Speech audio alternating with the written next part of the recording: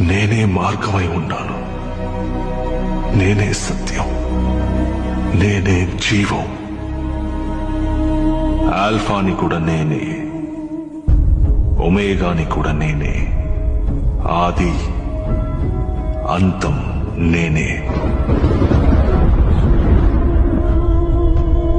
మొదటి వాడిని నేనే, కడపటి వాడిని నేనే. ప్రభు, నేను చావు కోసం ఎదురు చూస్తున్నాను. ఇకపై మరణం ఉండదు, దుఃఖం ఉండదు, ఏడుపు ఉండదు, చింత ఉండదు. నేనన్నిటినీ నూతనీకరిస్తున్నాను. అవును, నేను త్వరలోనే వస్తాను. ఆ దేవుని కృప